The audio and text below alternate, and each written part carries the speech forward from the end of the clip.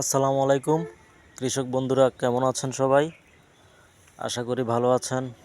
এখন মার্চ মাসে আপনাদের ফসলের ক্ষেতে এই থোর আসার সময় এবং ফুল ফোটার সময়।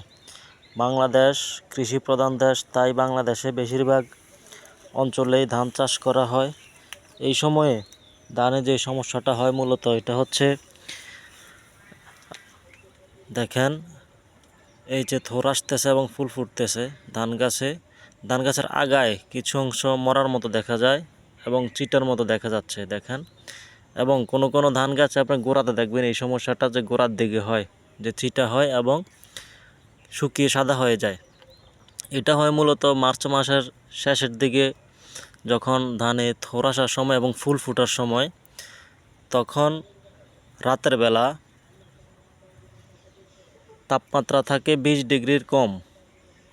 আপনার যখন ফুল আসার সময় তখন যদি 20 ডিগ্রির কম হয় এবং যখন থোর আসার সময় তখন যদি 18 ডিগ্রির কম হয়, তাহলে এই সমস্যাটা হয়। দেখেন এই যে এই সমস্যাটা হয়, এটা বাংলাদেশে সচরাচর খুব কমন একটা সমস্যা।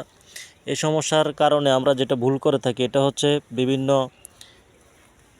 কীটনাশক ডিলারদের সাথে আমরা যোগাযোগ করে আমরা কীটনাশক প্রয়োগ করি, অথবা আমরা বিভিন্ন ছত্রাকনাশক প্রয়োগ করি, অথবা কোনো পরামর্শ দেয় যে সার ব্যবহার করার জন্য।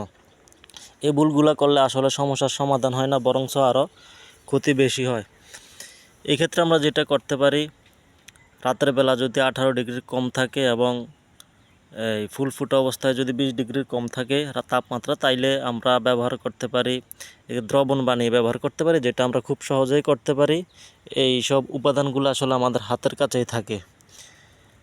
এতে আমরা যেটা ব্যবহার করতে পারি, দ্রবণে 10 লিটার পানিতে আমরা 60 গ্রাম পটাশ সার, আমরা যে জমিতে লাল সারটা ব্যবহার করি এই সারটা ব্যবহার করব 60 গ্রাম, এবং আমরা জমিতে যে সালফার ব্যবহার করি প্রতি 10 লিটার পানিতে 30 গ্রাম সালফার ব্যবহার করব, এবং সাথে 3 গ্রাম জিঙ্ক দিয়ে দেব।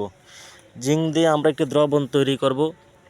এই দ্রবণটি আমরা জমিতে ছিটিয়ে দেব, তাইলে আশা করি কৃষক ভাইরা মুক্তি পাবে এই সমস্যা থেকে। আবার পাশাপাশি আমাদের যে শীষগুলা দেখা যায় একেবারে পুরো শীষ সাদা হয়ে যায়, গোড়া দিয়ে কেটে দেয়। এই সমস্যা হলে আবার আপনারা কীটনাশক প্রয়োগ করতে হবে। এটা আসলে এই দ্রবণে যাবে না, ওইটার জন্য কীটনাশক লাগবে। ওইটা আপনার শীষটা গোড়া থেকে কেটে দেয়। এই যে এখন ফুল ফোটার সময় দেখেন, এই যে গোড়া দিয়ে দেখেন, ঠিক আছে, আগা দিয়ে সাদা হয়ে গেছে, এটা আস্তে আস্তে বেড়ে যাবে। এখন যদি এই দ্রবণটা দেওয়া হয়, তাইলে আশা করি এই সমস্যা থেকে সকল কৃষক ভাইরা মুক্তি পাবে। ধন্যবাদ সবাইকে। আসসালামু আলাইকুম।